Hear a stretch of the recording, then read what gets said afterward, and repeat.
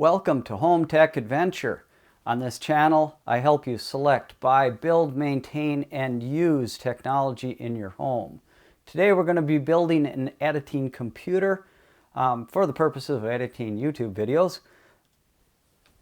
This part selection would also be very good for a gaming computer at 1080p. The build would be exactly the same, so you have that as well. This is not the most detailed build I plan to do on this channel.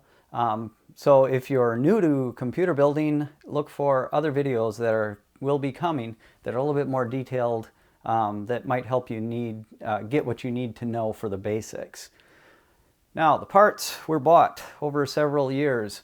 Well, actually over several months a couple of years ago, because I was planning to start the YouTube channel a couple of years ago, but life got in the way, so we're starting it now. The parts are still very adequate for editing YouTube videos, so we'll start with this. And I do plan to upgrade later on, and that might be something we'll do on future videos. So let's start with the parts. First, we have the ASRock X370 Tai Chi motherboard. We'll get this one out.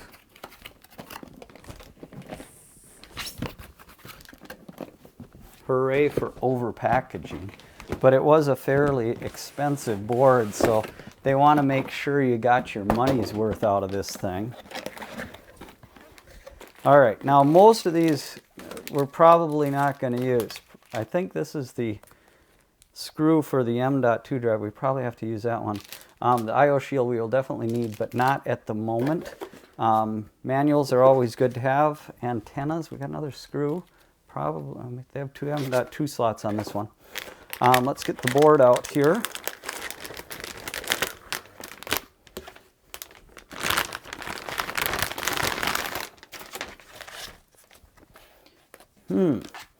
Boy, they really packaged this thing. I have to cut off the cable ties that are connecting the motherboard to this carrier here.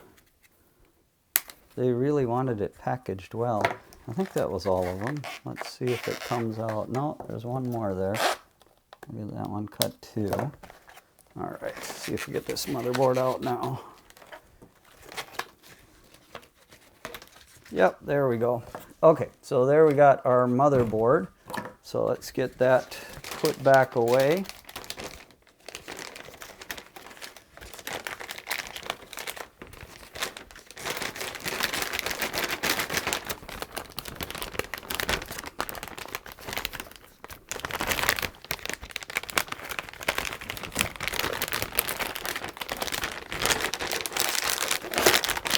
I have to say I'm usually a belt and suspenders guy, but this packaging is maybe a little bit overkill for this.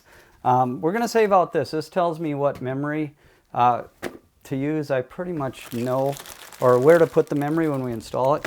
I pretty much know how to do that, but we're going to double check. We're going to make sure that we're following the manufacturer's recommendation on which slots to use for the memory. All right, let's get rid of that.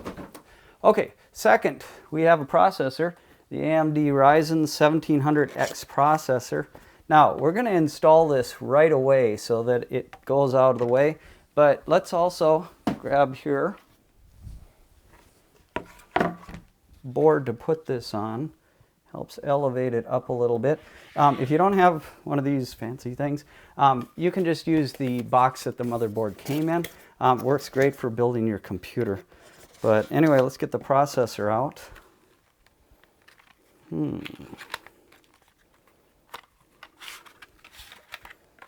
There we go. We'll get this in right away. Now, it's very important that you line up the little triangle on the processor with the triangle on the motherboard to make sure you have it aligned right so it fits in properly. So let's release the little latch. There we go. You should be able to put the processor in.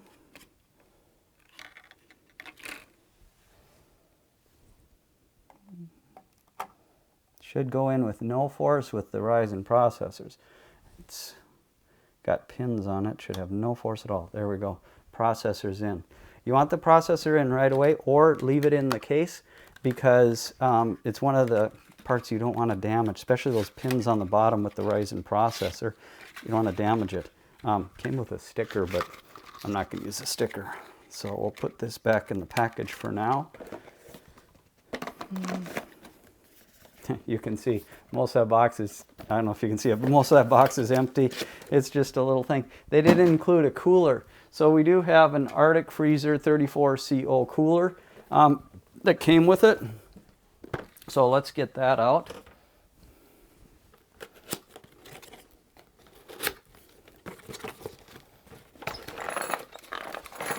Ew, I hear parts.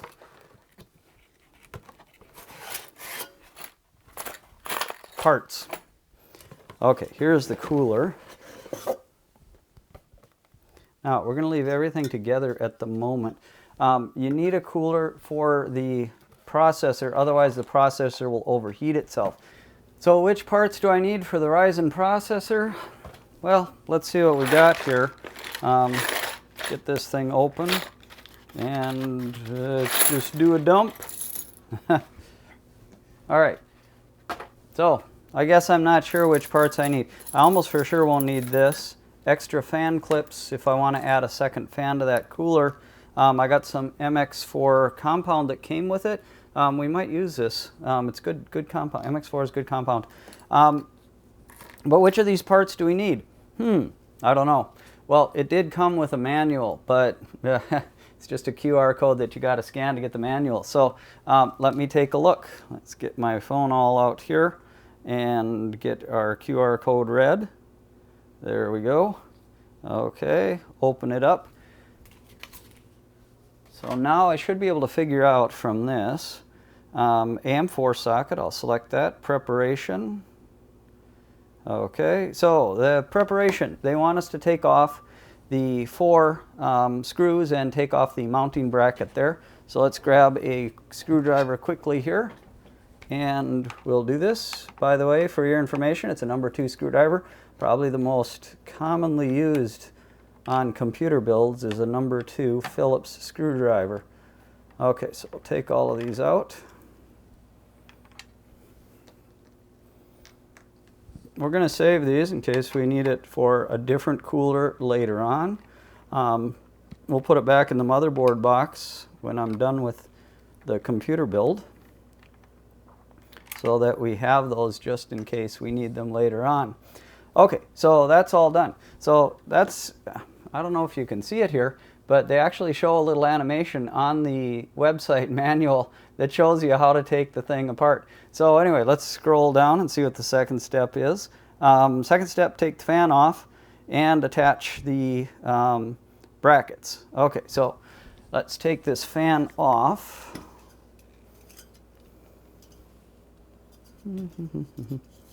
Get it out. There we go. Let's wiggle that off. There we are.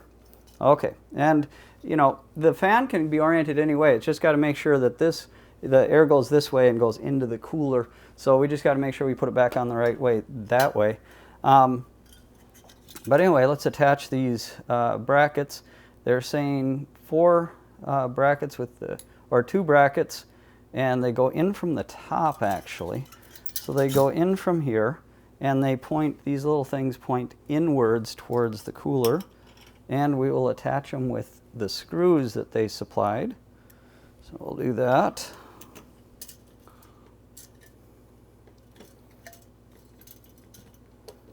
That feels misthreaded. Let's try it again. There we go. That's better. Probably could use a longer screwdriver for this that doesn't interfere. I wonder if my bigger screwdriver, yeah, that'll work better. So let's see, we got another screw here, we got another bracket. We'll attach that.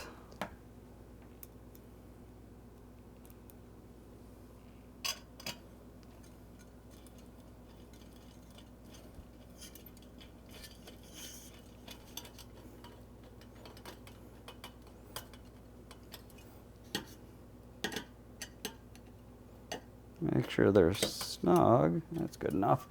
Okay, and then, yeah, they just talk about orientation. We want it going out here because we want it going out the back of the computer, so we want to orient it this way. So it's going to go like this. So let's see. Oh gosh, we got a big gap there. I'm guessing we're going to use some of these standoffs to fill in that gap. So let's go to installation because we already got done with the prep. Okay, so they're showing on the little graphic here again, they show you a little animation of how to use everything. So let's take a look here.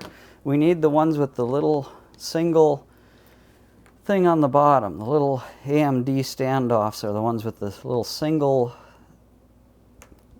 there's a single slit on the bottom that indicates the AMD ones. Some of them have double slits, some of them have no slit at all, but we need the ones with the double slits.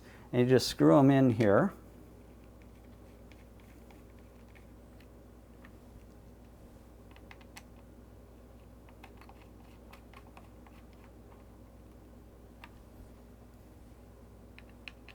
These don't need to be heroically tight. You can just finger tighten them.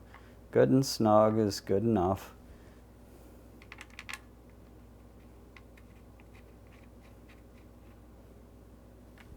Okay, so now this should match up a whole lot better. Yep, it does with the outside things. And then we just need to screw it in there. Oh yeah, there we go. That's it. You know, that's definitely going to put some pressure on that. Okay, so we'll do that. But first of all, we'll just double check that we got everything right here. Yep, put it in.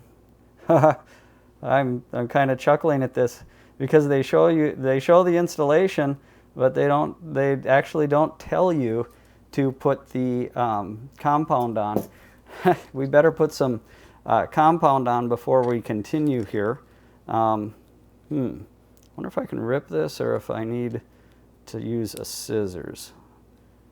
Does it have a rip spot? I think I better use a scissors because otherwise I'll waste it.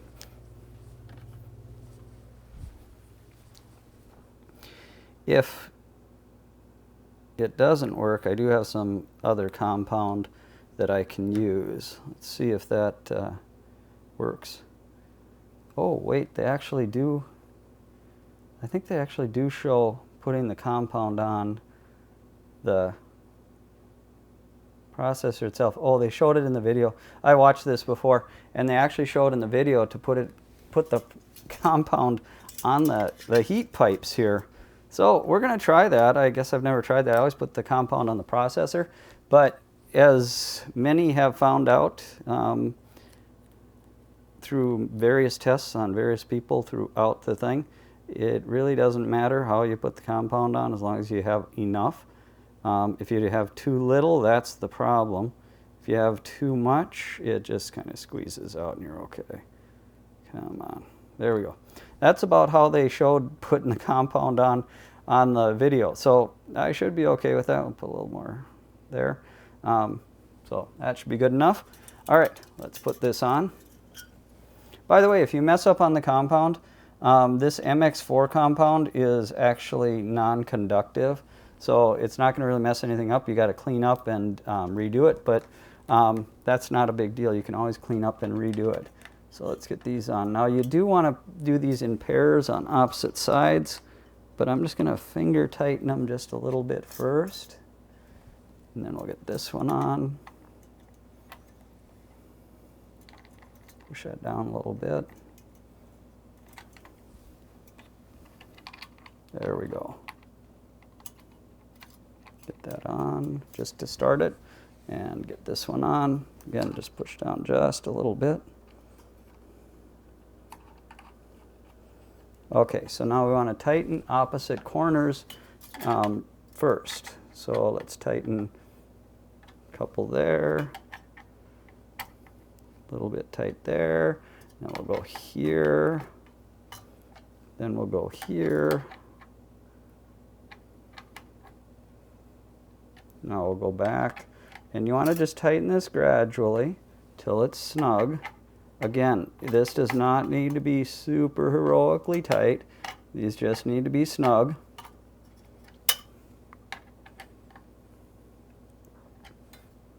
Okay, we'll keep going.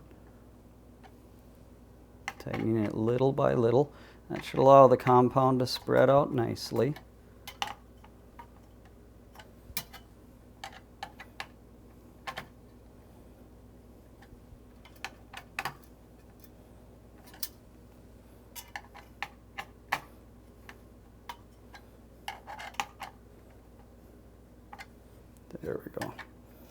Okay, we're getting there. There, that's all the way seated. And again, I'm not doing them tight. I'm just doing them just till they just kind of get a little bit extra snug. Just a little bit more resistance on the screwdriver, and that's all that you need. You don't want to have these things super tight. Okay, so got that. Let me clean up and we'll come back here. All right, as you can see, through the magic editing, we got it all cleaned up. All right, now we're going to attach the fan later, because if I attach a fan right now, it's kind of hard to get the RAM in.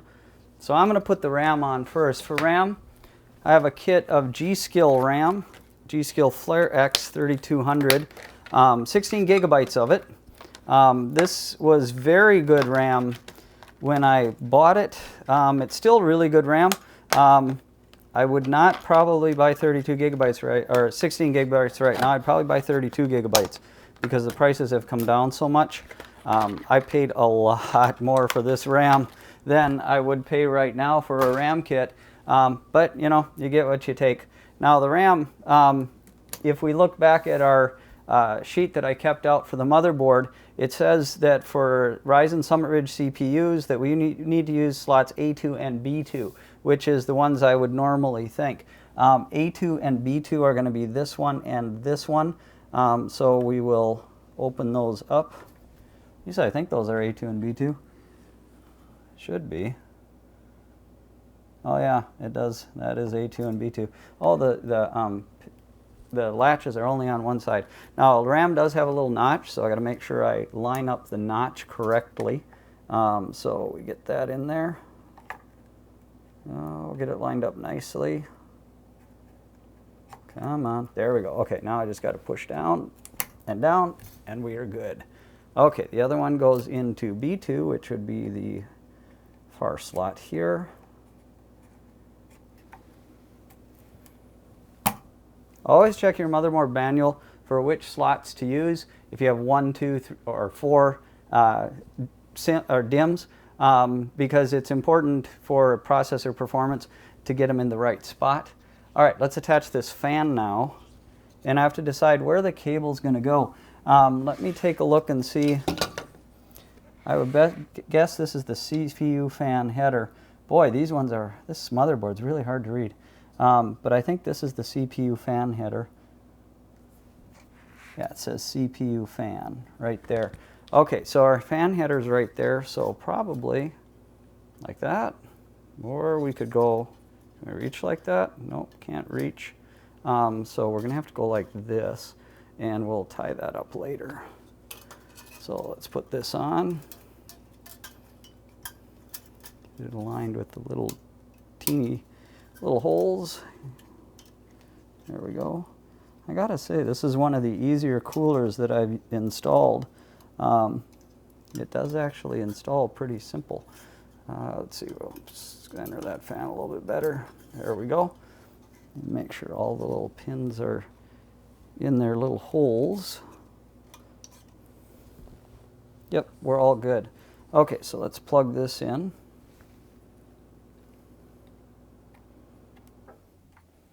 Okay, we'll tie that up later. For now, we can just leave it hanging loose.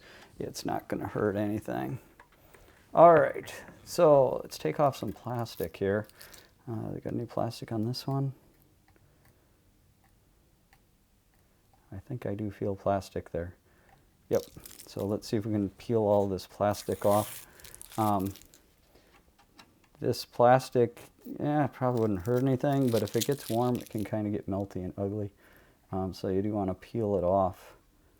They put it on there just to preserve the finish of your, shiny motherboard components.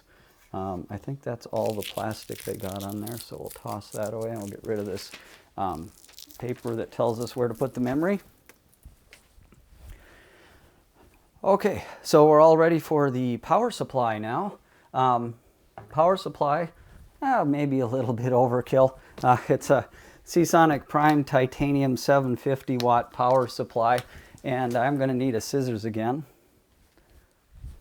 If I remember where I put the scissors. There we go. to get into this power supply. Now, this power supply, yeah, a little bit of overkill. As I said, I bought these things on sale as I was looking around a couple of years ago. So I got a pretty good price on it. It's a very, very good power supply. I tend to err on the side of better power supplies because if your power supply is bad, it can take out your whole computer. You can ruin your entire computer with a bad power supply. This is a little more than you need, but then again, it's got a 12-year warranty on it. And with a 12-year warranty, I can keep this through multiple builds for years. And being a titanium power supply, it's even efficient when it's not running at full capacity. So it should work very well. Boy, they like the packaging. Oh boy, lots of packaging. Okay, we got to get this beautiful bag off of the power supply. We're probably not going to use a whole lot of these extra things. It's kind of nice having a modular power supply because I'm not going to be using very much of it. Okay, we'll put that back. Comes with a power cord. I have a lot of these power cords laying around because every component comes with the power cord, and when they get to be end of life where you don't need the power cord anymore because you're done with the component, or the component broke or whatever happened, you got an extra power cord. So I got loads of extra power cords if I need extra power cords. All right. Oh boy, do we got lots of these things. All right, let's get this unpackaged here.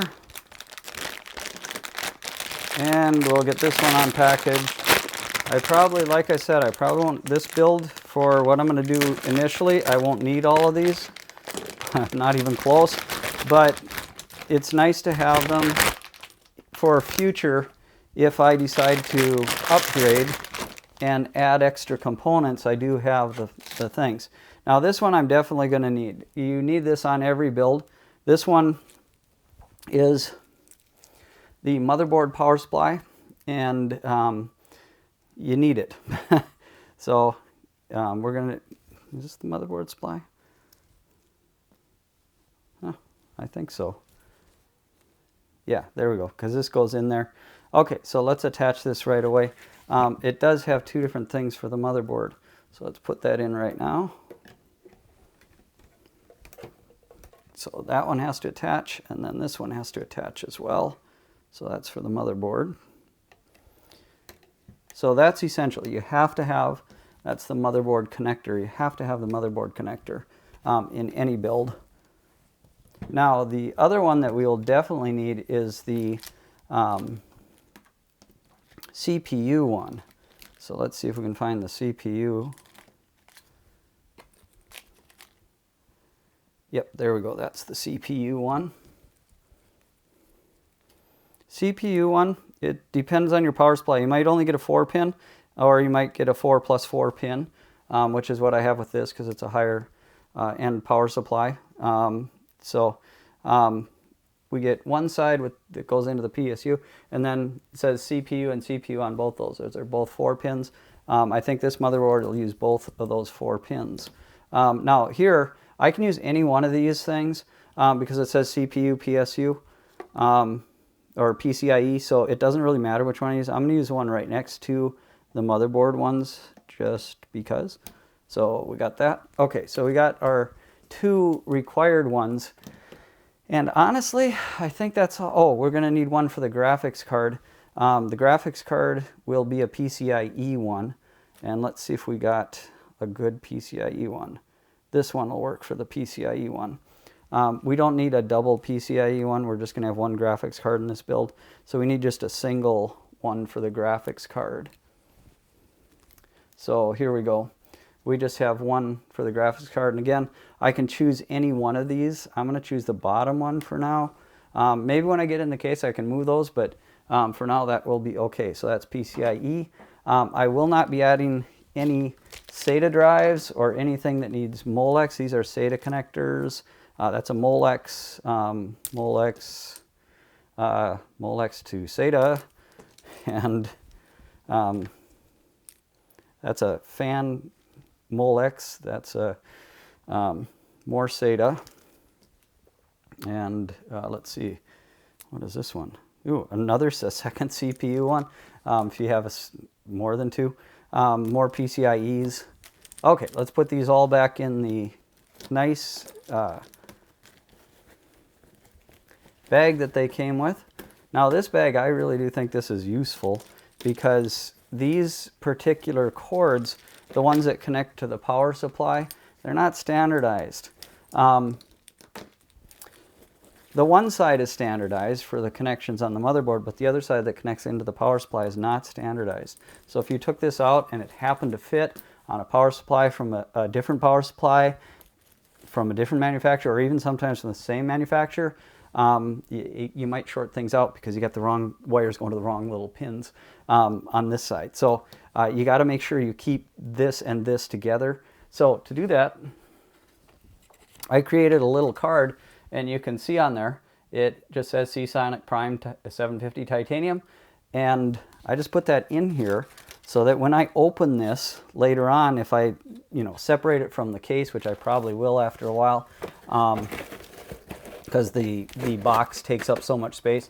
But when I separate it from the box, I can just keep it in that little bag and keep it all together. And it's labeled as to which power supply it goes to.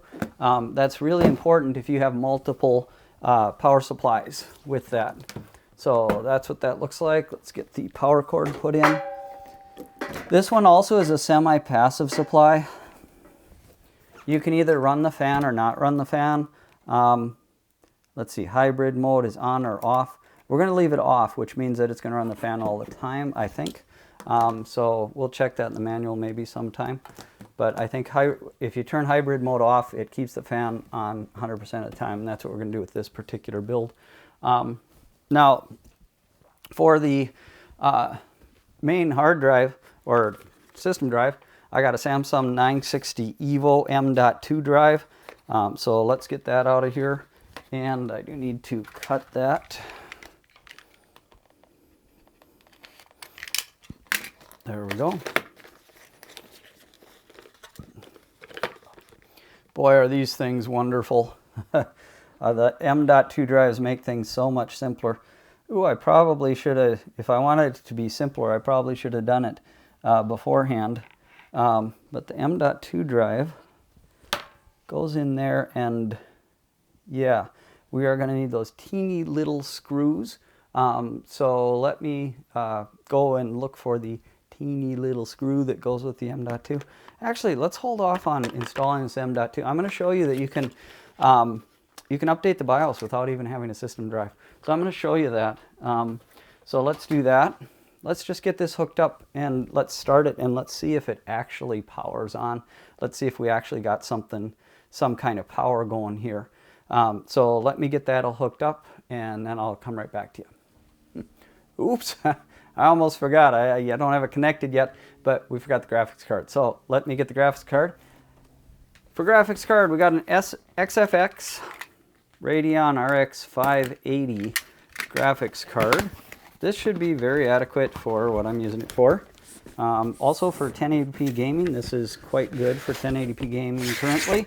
And it's pretty inexpensive right now. You can get this on a real deal right now. I probably paid more than you could pay now because graphics cards for a while were extremely expensive. The mining craze just made graphics cards prices go through the roof.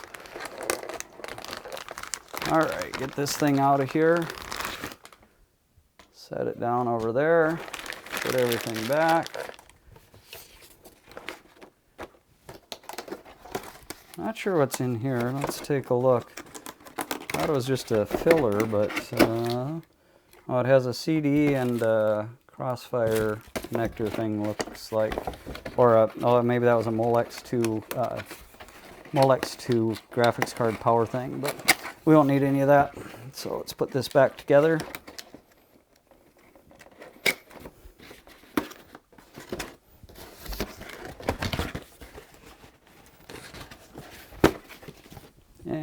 just set this to the side for now.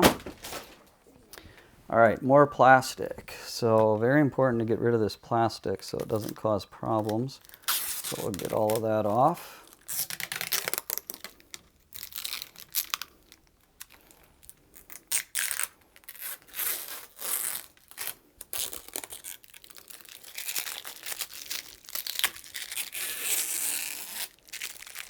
Let's make sure we got it all. A little bit left over here. There we go. Do we got any plastic on the back? Oh, of course we do. Why would we not have plastic on the back too? Got to have plastic on the front and the back on these things. All right. Make sure when you get your new graphics card, you take off the little plastic thing here for protecting the connector. Because if you don't take that off, you're not going to be able to connect the thing. Now we're going to attach this, and it'll just sit in there. I got to get this connector thing off. There we go. A little snug there. Get this graphics card connected right on slot 1. Oh, let's make sure that's down first. There we go. And we'll connect it right in there.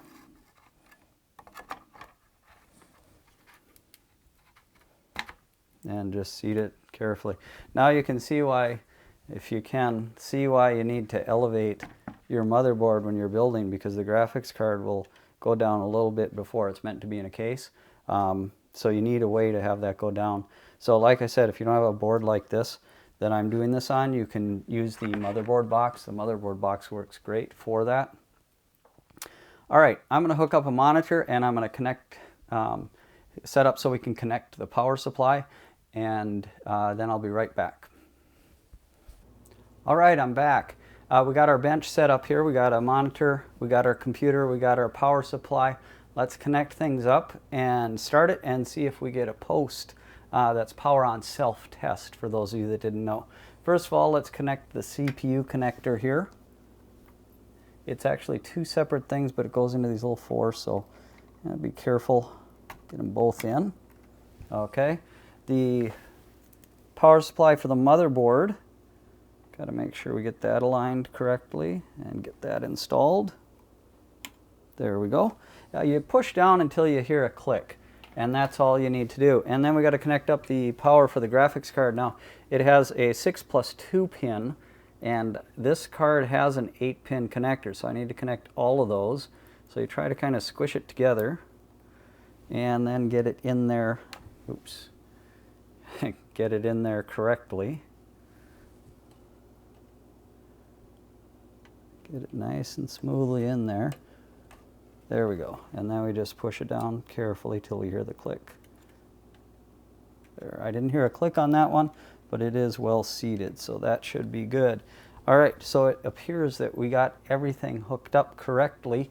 Oh, don't forget our monitor. We're going to use HDMI because that's the cable I could find quickly. We always have these port covers on a lot of these graphics cards, so we do that. By the way, make sure you don't connect in if you have an HDMI out on your motherboard.